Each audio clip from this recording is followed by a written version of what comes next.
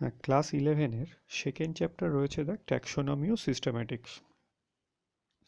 এখানে আমি সাঁতরা পাবলিশার্সের বইটার পিডিএফ ফাইল করে দিয়েছি। তো সেখানে যে যে অংশগুলো আমি দাগ দিয়ে রেখেছি শুধু সেই অংশগুলোই তোরা পড়িস, আর বাকিটা আমি একটু বলে দিচ্ছি, একটু দেখে নে। তো প্রথম চলে আয়, এই ট্যাক্সোনমি নামকরণটা কে করেন? বিজ্ঞানী Augustin P the candle. Augustin P the candle এই ট্যাক্সোনমি শব্দটি প্রথম ব্যবহার করেন। এবারে চলে আয়, ট্যাক্সোনমিটা বলবো কাকে বা কাকে বলে না, জীববিজ্ঞানের যে শাখায় জীবেদের নামকরণ, শনাক্তকরণ এবং তাদের গোষ্ঠীভুক্তকরণ অর্থাৎ শ্রেণীবিন্যাসকরণ করা হয়ে থাকে বা শ্রেণীবিন্যাস পদ্ধতি নিয়ে আলোচনা করা হয়, তাদেরকে আমরা কি বলবো? ট্যাক্সোনমি বলবো। বিজ্ঞানী সিমসন, বিজ্ঞানী মায়ারের অবশ্য বিভিন্ন সংজ্ঞা রয়েছে, সেটাও দেখতে পারিস। এরপরে চলে আসে সিস্টেম্যাটিক্স।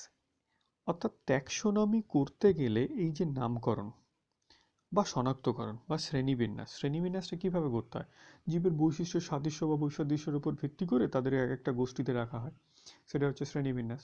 আর এই শ্রেণীবিন্যাস বা ট্যাক্সোনমিটা করতে গেলে জীবেদের সম্পর্কে যে বৈজ্ঞানিক পর্যালোচনা বা আলোচনাটা করতে হয়, সেটাকে আমরা কি বলে থাকি? সিস্টেম্যাটিক্স বলে থাকি। তাহলে নির্দিষ্ট পদ্ধতিতে যখন আমরা তাদের সম্পর্কে তথ্য জানতে পারবো, তবেই তাদেরকে আমরা নির্দিষ্ট পদ্ধতিতে নামকরণ করতে পারবো এবং তাদের শ্রেণীবিন্যাসটাও করতে পারবো। তার মানে সিস্টেম্যাটিক্সটা হলো এখানে কারণ, আর তার ফল হচ্ছে ট্যাক্সোনমি। ঠিক আছে? আচ্ছা, এরপরে চলে আয় পরের পেজ নাম্বার 45। তো সেখানে এসে দেখ, ওই তিনটে সংজ্ঞা দিয়েছে, অর্থাৎ ট্যাক্সোনমিতে আমরা যেটা পেয়েছিলাম যে কি কি, যে নামকরণ, শনাক্তকরণ, নামকরণ আর শ্রেণীবিন্যাসকরণ। তো সেটা যেটা রয়েছে, প্রথম যেটা রয়েছে সেটা হচ্ছে কি? শনাক্তকরণ। অর্থাৎ যে নির্দিষ্ট পদ্ধতিতে জীবদেরকে চিনে নেওয়া যায়, অর্থাৎ একটা জীবের নির্দিষ্ট বৈশিষ্ট্য রয়েছে, সেই বৈশিষ্ট্যের ভিত্তিতে আমরা যখন জীবটাকে চিনে নিতে পারি, সেটাকে আমরা বলবো কি? শনাক্তকরণ। নামকরণ, এটা বিজ্ঞানসম্মত পদ্ধতিতে উদ্ভিদ বা প্রাণীর একটা নির্দিষ্ট নাম দেওয়ার যে প্রচলন রয়েছে, সেটাকে বলা হয় নামকরণ। বিজ্ঞানী ক্যারোলাস লিনিয়াস এই দ্বিপদ নামকরণের পদ্ধতিটা আবিষ্কার করেছিলেন। যেমন আমরা জানি, ধর এখানে দেওয়া আছে পাইসাম স্যাটিভাম, একটা নির্দিষ্ট পদ্ধতিতে নামকরণ করা হয়েছে পাইসাম স্যাটিভাম, মটর গাছের বিজ্ঞানসম্মত নাম। আচ্ছা, এরপরে চলে আসে শ্রেণীবিন্যাস কাকে বলবো? জীবেদের বৈশিষ্ট্যের সাদৃশ্য বা বৈসাদৃশ্যের উপর ভিত্তি করে যখন জীবেদের বিভিন্ন গোষ্ঠীভুক্ত করা হয়, তখন তাদেরকে আমরা কি বলবো? শ্রেণীবিন্যাস বলবো। আচ্ছা, এরপরে চলে আয়, কতগুলো ট্যাক্সোনমির প্রকারভেদ এখানে দেয়া রয়েছে। যেমন দেখ, ক্যারিও ট্যাক্সোনমি, যেখানে বলা হচ্ছে নিউক্লিয়াস ও ক্রোমোজোমের উপস্থিতির উপর ভিত্তি করে যখন শ্রেণীবিন্যাস করা হয়। সাইটোট্যাক্সোনমি, তাহলে যেখানে কোষের গঠন, কোষীয় উপাদান নিয়ে তাদের উপর ভিত্তি করে যখন শ্রেণীবিন্যাসটা করা হয়, তখন সাইটোট্যাক্সোনমি। কেমোট্যাক্সোনমি, জীবেদের বা কোষের মধ্যে থাকা জৈব রাসায়নিক উপাদানের উপর ভিত্তি করে যখন শ্রেণীবিন্যাস করা হয়, কেমোট্যাক্সোনমি। নিউমেরিক্যাল ট্যাক্সোনমি, যখন জীবেদের বাহ্যিক বৈশিষ্ট্যের গাণিতিক পরিভাষায় রূপান্তর করে তাদের সাদৃশ্য বা বৈসাদৃশ্যের ভিত্তিতে গোষ্ঠীভুক্ত করা হয়, তখন সেটাকে নিউমেরিক্যাল ট্যাক্সোনমি বলা হয়। এক্সপেরিমেন্টাল ট্যাক্সোনমি, যখন বিভিন্ন পরীক্ষার ফলাফলের উপর ভিত্তি করে শ্রেণীবিন্যাস করা হয়, তখন সেটাকে বলা হয় experimental taxonomy. Alpha, beta, gamma, omega, এই কটাই ভালো করে দেখিস। আলফা হচ্ছে কি? যখন জীবেদের কেবলমাত্র বাহ্যিক বৈশিষ্ট্যের উপর ভিত্তি করে ট্যাক্সোনমি বা শ্রেণীবিন্যাস করা হয়, আলফা ট্যাক্সোনমি। তার মানে খুব সহজ। বাহ্যিক ফুল আমি দেখলাম, সাদা ফুল না লাল ফুল, তাহলে লাল ফুলগুলোকে একটা গোষ্ঠীভুক্ত করে দিলাম, সাদা ফুলগুলোকে একটা গোষ্ঠীভুক্ত করে দিলাম। খুব সাধারণ, সিম্পল, সহজ। Alpha taxonomy. বিটা ট্যাক্সোনমিটা কি? যখন বাহ্যিক বৈশিষ্ট্যের সাথে সাথে তার শারীরস্থানিক, কোষবিদ্যা সম্পর্কিত, রেণুবিদ্যা, শারীরবৃত্তীয় বৈশিষ্ট্য নিয়ে যখন শ্রেণীবিন্যাস করা হয়, তখন তাদেরকে আমরা বলবো বিটা ট্যাক্সোনমি। এরপরে রয়েছে গামা ট্যাক্সোনমি, যখন জীবদের বিশদ বর্ণনা, পারস্পরিক সম্পর্ক, তার অভিব্যক্তি অর্থাৎ কিভাবে তার বিবর্তন হয়েছে সেটা নিয়েও যখন শ্রেণীবিন্যাসের মধ্যে আনা হয় এই বৈশিষ্ট্যগুলো, তখন সেটাকে গামা ট্যাক্সোনমি। ওমেগা সংগৃহীত সকল তথ্যের বিশ্লেষণ, সংশ্লেষ, অভিব্যক্তিমূলক সম্পর্কের উপর ভিত্তি করে শ্রেণীবিন্যাস করা হয়, তখন তাদেরকে বলা হয় কি ওমেগা ট্যাক্সোনমি। ঠিক আছে, এরপরে চলে আয় শ্রেণীবিন্যাসের কিছু মূলনীতি বা কার উপর ভিত্তি করে শ্রেণীবিন্যাসটা করা যায়। তো সেক্ষেত্রে ধর অঙ্গ সংস্থানজনিত ভিত্তি হতে পারে, ভ্রূণ তত্ত্বগত ভিত্তি হতে পারে, বাস্তুজনিত ভিত্তি হতে পারে, কোষগত ভিত্তি, তার ক্যারিওটাইপ, কেমোট্যাক্সোনমি যেখানে করা হচ্ছে জৈব রাসায়নিক ভিত্তি, এরকম অনেক বৈশিষ্ট্যের উপর, পরাগরেণুর উপর বৈশিষ্ট্যের উপর ভিত্তি করে শ্রেণীবিন্যাসটা করা হয়ে থাকে। শ্রেণীবিন্যাসের নিয়মকানুন ও সংকেত রয়েছে, যদিও নিয়মকানুন দুটো ক্ষেত্রে আলাদা আলাদা দুটো সংস্থা রয়েছে, আইসিবিএন আর আইসিজেডএন। আইসিবিএন হচ্ছে উদ্ভিদের নামকরণ এবং তাদের শ্রেণীবিন্যাস নিয়ে আলোচনা করা হয়, বা তারা নির্দিষ্ট নিয়মকানুন তৈরি করে, international code of botanical nomenclature. আর প্রাণীদের ক্ষেত্রে ICZN, international code of zoological nomenclature. আচ্ছা, এই দুটোর পুরো নাম করিস, আর বিশেষ কিছু নয়। এবার শ্রেণীবিন্যাসের বিভিন্ন পদ্ধতি রয়েছে, তিনটেই খুব ইম্পর্টেন্ট: কৃত্রিম শ্রেণীবিন্যাস, প্রাকৃতিক, আর জাতিজনিগত শ্রেণীবিন্যাস। কৃত্রিম শ্রেণীবিন্যাসটা সব থেকে আদি ক্যারোলাস লিনিয়াস ওর একজন প্রবক্তা, বিজ্ঞানী থিওফ্রাস্টাস রয়েছে আরেকজন প্রবক্তা, সিজালপিনো রয়েছে আরেকজন প্রবক্তা। কৃত্রিম শ্রেণীবিন্যাস পদ্ধতি খুব প্রিমিটিভ, আদি, কিন্তু খুব সাধারণ বা সহজ সরল। এখানে যে শ্রেণীবিন্যাসটা করা হতো সেটা কি, জীবদের বাহ্যিক বৈশিষ্ট্যের উপর ভিত্তি করেই শ্রেণীবিন্যাসটা করা হতো। অর্থাৎ তার পাতার আকৃতি কি, ফুলের আকৃতি কি, ফুলের বর্ণ কি, অর্থাৎ বাইরে থেকে যেটা দেখে বৈশিষ্ট্যগুলোকে নিয়ে তাদের সাদৃশ্য বৈসাদৃশ্যের উপর ভিত্তি করে শ্রেণীবিন্যাসটা করা হতো। তাহলে খুবই সহজ। অসুবিধাটা কোথায়? অসুবিধাটা হচ্ছে ভুলে ভরা। কারণ কি, আমি যদি সাদা ফুলগুলোকে একগোষ্ঠীভুক্ত করি, লাল ফুলগুলোকে একগোষ্ঠীভুক্ত করি, তাহলে দেখা যাচ্ছে জবা আর গোলাপ ফুল লাল যেটা হচ্ছে সেটা একই দিকে চলে গেল, আর টগর ফুল আর সাদা গোলাপ আর একদিকে চলে গেল। যাক, এরকম নয়, কিন্তু এটা একটা সাধারণ উদাহরণ দেওয়ার জন্য বললাম। বৈশিষ্ট্য অবশ্যই সেখানে ফুলের রঙের সাথে সাথে উদ্ভিদের আকার আকৃতি সেগুলোও দেখা হয়েছে, কিন্তু এইরকমভাবে ভুলগুলো হয়ে থাকে, কিন্তু খুব সহজ সরল। এরপরে প্রাকৃতিক শ্রেণীবিন্যাস এলো, ন্যাচারাল সিস্টেম অফ ক্লাসিফিকেশন। একজন প্রবক্তার নাম বিজ্ঞানী বেনথাম ও হুকার, এদের প্রাকৃতিক শ্রেণীবিন্যাসের একজন প্রবক্তা, দুজন প্রবক্তা।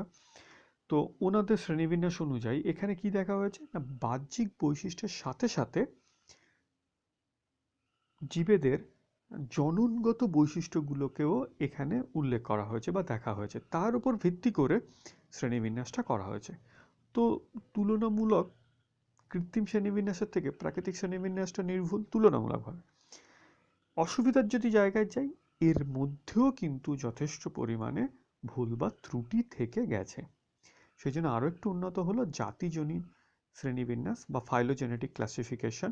বিজ্ঞানী তাক্তাজান, হাচিনসান, ইংলার, প্র্যান্টলে, এরা হচ্ছে এই জাতিজনিগত শ্রেণীবিন্যাসের প্রবক্তা। তো এখানে কি করা হয়েছে, সমস্ত বৈশিষ্ট্য নেওয়া হয়েছে, বাহ্যিক বৈশিষ্ট্য, জীবেদের জননগত বৈশিষ্ট্য, ক্রোমোজোম তত্ত্ব, তাদের উৎপত্তিগত তত্ত্ব, এরকম সমস্ত রকম বৈশিষ্ট্য নিয়ে এই ক্লাসিফিকেশনটা করা হয়েছে। সুবিধা প্রায় নির্ভুল বললেই চলে। অসুবিধা কোথায়?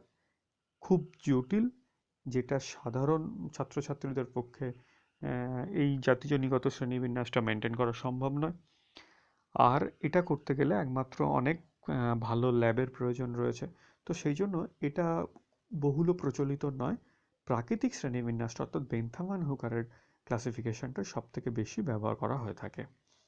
তিনটের পার্থক্য এখানে রয়েছে, এটাও কিন্তু খেয়াল করিস বা এটা একটু দেখিস। ঠিক আছে? আচ্ছা, এরপরে চলে আয় প্রজাতি কাকে বলে। আচ্ছা, অ্যাকচুয়াল এটা হচ্ছে সেই ট্যাক্সন যেটা হয়, অর্থাৎ আমরা ট্যাক্সোনমির ক্ষেত্রে যে এককগুলো থাকে যাদেরকে আমরা ট্যাক্সন বলি, সেগুলো কারা? ওই রাজ্য, পর্ব, শ্রেণী, বর্গ, গোত্র, গণ, প্রজাতি। লিনিয়ার হায়ারার্কিতে গিয়ে আমরা দেখব ট্যাক্সনগুলো। তো ট্যাক্সোনমির এক একটা একককে আমরা কি বলি? ট্যাক্সন বলি। তো প্রথম যেটা রয়েছে প্রজাতি। প্রজাতির সংজ্ঞাটা কি? প্রজাতি হচ্ছে একেবারে ক্ষুদ্রতম একক ট্যাক্সোনমির। একই উদ্বংশীয়, যারা একই জায়গা থেকে উৎপত্তি লাভ করে, এই রকম একটা জীবগোষ্ঠী। একই জায়গা থেকে উৎপত্তি লাভ করা একটা জীবগোষ্ঠী, যারা কেবলমাত্র নিজেদের মধ্যেই প্রজনন সম্পাদন করে, অনুরূপ জীবগোষ্ঠী থেকে প্রজনন কার্যে বিরত থাকে, তাদেরকে আমরা কি বলবো? প্রজাতি বলবো। ইনব্রিডিংটা হচ্ছে এখানে খুব গুরুত্বপূর্ণ প্রজাতির ক্ষেত্রে। যাদের মধ্যে ব্রিডিং হয় না, অর্থাৎ মিলন হয় না, তাদেরকে আমরা প্রজাতির মধ্যে ধরবো না, একই প্রজাতির মধ্যে ধরবো না। প্রজাতি হতে গেলে তাদের মধ্যে ইন্টারব্রিড হতে হবে, অর্থাৎ তাদের মধ্যে প্রজনন বা মিলন হতে হবে। অনুরূপ দেখতে হলেও যদি প্রজনন না হয়ে থাকে, তাহলে তারা আলাদা প্রজাতিতে পরিণত হবে। আচ্ছা, গণ, গোত্র, বর্গ, শ্রেণী, বিভাগ, এটা একটু পরে আসছে, আবার আছে হায়ারার্কিতে। এবারে দেখ, শ্রেণীবিন্যাসের প্রয়োজনীয়তা সম্পর্কে এখানে লেখা আছে। সেটা কি? উদ্ভিদ জগতের পরিচয় লাভ, অর্থাৎ উদ্ভিদ জগৎ সম্পর্কে আমরা সম্যক একটা ধারণা পেতে পারি। উদ্ভিদের মধ্যে পারস্পরিক সম্পর্ক নির্ণয় করতে পারি। কৃত্রিম প্রজননের ক্ষেত্রে ট্যাক্সোনমির জ্ঞান থাকাটা প্রয়োজন রয়েছে, কারণ কে কোনটা প্রজাতি বা কার গোত্রের অন্তর্গত বা কে কাছাকাছি গোষ্ঠীভুক্ত, সেটা জানা দরকার। বনসৃজনের ক্ষেত্রে, ফরেস্ট্রির ক্ষেত্রে প্রয়োজন হয়। পশুদের খাদ্য নির্ণয়, ভূমিক্ষয় রোধ, বিবর্তনের ধারা নির্ণয়ের ক্ষেত্রে ট্যাক্সোনমির প্রয়োজন রয়েছে। খুব একটা ইম্পর্টেন্ট নয়, হালকা করে দেখে রাখবি। এরপর চলে ট্যাক্সোনমির গুরুত্ব, এটা বরং বেশি ইম্পর্টেন্ট। ওই একই জীবজগতের তাদের সম্পর্কে জ্ঞান আহরণ, তাদের কিভাবে উৎপত্তি লাভ, তাদের গোষ্ঠীভুক্ত হওয়ার ফলে তাদের সম্পর্কে খুব সহজেই ধারণা করা যেতে পারে। ধর, আমি যদি একটা জবা গাছ সম্পর্কে বলতে বলি, তাহলে জবা গাছ সবাই প্রত্যেকে দেখেছিস তোরা, সেটার সম্পর্কে বৈশিষ্ট্য এক্ষুনি বলে দিতে পারবি। কিন্তু আমি যদি বলি সাইডা গাছের বৈশিষ্ট্য বলতো, তোরা কিন্তু দুম করে বলতে পারবি না, কারণ সাইডা গাছটা তোরা হয়তো খেয়েছিস কিন্তু চিনিস না। কিন্তু আমি যদি বলি যে এই সাইডা উদ্ভিদটা জবা গাছের কাছাকাছি বা এর ন্যায় হয়ে থাকে, তাহলে কিন্তু তার সম্পর্কে বৈশিষ্ট্য তোরা খুব সহজেই বলতে পারবি। যে গাছটার নিশ্চয়ই এরকম পাতার মধ্যে বা কাণ্ডের মধ্যে মিউসিলেজ রয়েছে, পেন্টামেরাস ফুল হয়, 5টা পাপড়ি থাকে, হাইপোগাইনাস পুষ্প, এইটা সম্পর্কে আমরা কিছু তথ্য কিন্তু দিতে পারবো। তাহলে এইরকম ট্যাক্সোনমিতে গোষ্ঠীভুক্ত করার ফলে জীবের বৈশিষ্ট্য সম্পর্কে জানতে সুবিধা হয়। নিম্ন শ্রেণীর যে জীবগুলো রয়েছে, ব্যাকটেরিয়া, ছত্রাক, প্রোটোজোয়া, এদের সম্পর্কে জানতে পারবো। জীবেদের, কোন জীবেদের বা উদ্ভিদের থেকে অর্থনৈতিক গুরুত্বপূর্ণ, সেটা সম্পর্কে জানতে পারবো, যেটা আমাদের বনসৃজনের ক্ষেত্রে, সিলভিকালচারের ক্ষেত্রে, কোনো বিবর্তনের ধারা নির্ণয়ের ক্ষেত্রে ট্যাক্সোনমির গুরুত্ব কিন্তু রয়েছে। যাক, 12টা পয়েন্ট রয়েছে, 6-7টা করিস। এরপরে চলে প্রজাতি সম্পর্কে ধারণা। প্রজাতি সংজ্ঞা আগে বলেছি, খুব একটা বলছি না। এখানে দেখ, স্পেসিয়েশন কাকে বলে? যে প্রক্রিয়ায় বা পদ্ধতিতে নতুন প্রজাতির সৃষ্টি হয়, সেটাকে আমরা কি বলি? স্পেসিয়েশন বলে থাকি। তো বলে থাকি কি? স্পেসিয়েশন। এখানে দেখ, সিম্প্যাট্রিক স্পেসিয়েশন এবং অ্যালোপ্যাট্রিক স্পেসিয়েশন রয়েছে। কাকে বলবো?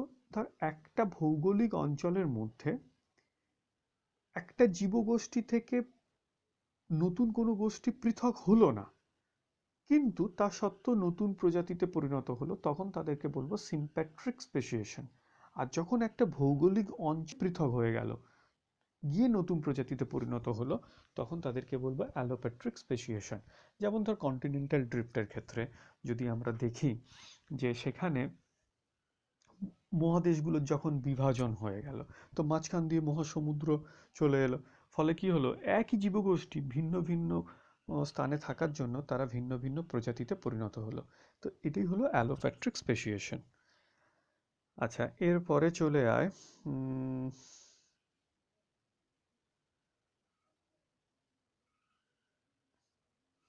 এখানে দেখ কতগুলো সংজ্ঞা রয়েছে। উপপ্রজাতি, উপপ্রজাতিটা অ্যাকচুয়াল কি? এটা হচ্ছে ভ্যারাইটি। ভ্যারাইটি বলতে ধর, ওই যে আমরা ধর যে আম খাই, তো প্রথমে আমরা দেখি যে গোলাপ খাস আম বা হিমসাগর আম, আলফনসো আম খুব নামকরা। তো এরকম বিভিন্ন আমের প্রজাতি আমরা আমের জাত আমরা খেয়ে থাকি বা ভ্যারাইটি বলে থাকি। তো এরা হচ্ছে উপপ্রজাতি। অ্যাকচুয়ালি এদের একই প্রজাতির অন্তর্গত, কিন্তু বৈশিষ্ট্যের মধ্যে বৈসাদৃশ্য রয়েছে। সেটা অন্ততপক্ষে ফলের আকার আকৃতি, তাদের খাদ্যগুণের ওপরে যদি আমরা লক্ষ্য করি, দেখব তারা কিন্তু প্রত্যেকে আলাদা আলাদা বৈশিষ্ট্য সম্পন্ন, কিন্তু একই প্রজাতির অন্তর্গত ইন্টারব্রিডিং তাদের মধ্যে হয়ে থাকে।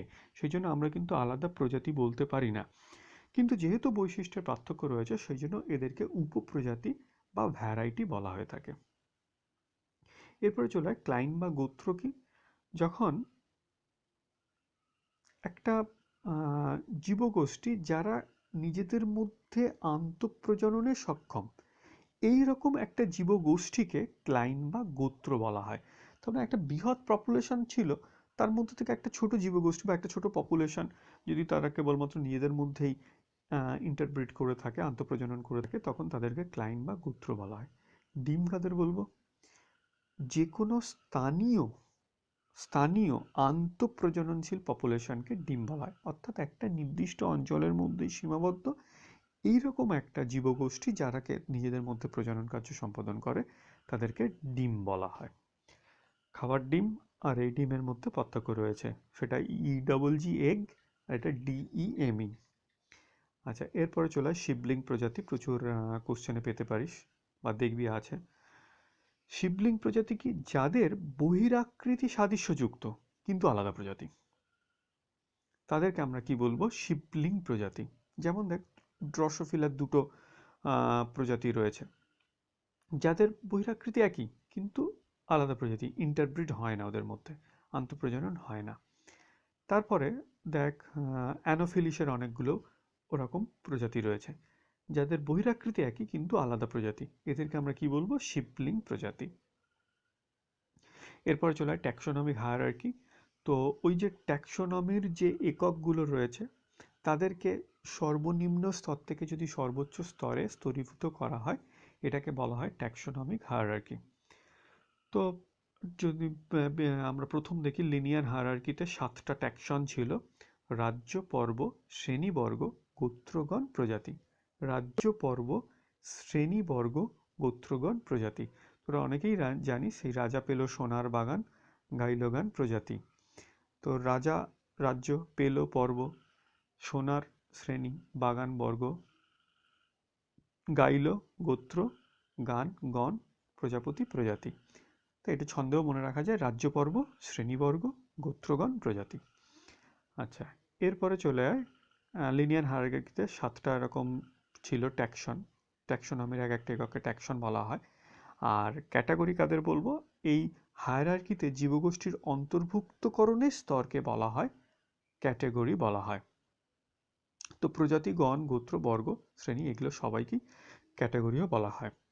তো আধুনিক যে হায়ারার্কি রয়েছে বিজ্ঞানী সিমসনের, তো সেটার মধ্যে রয়েছে 21টা ধাপের কথা উল্লেখ করা হয়েছে।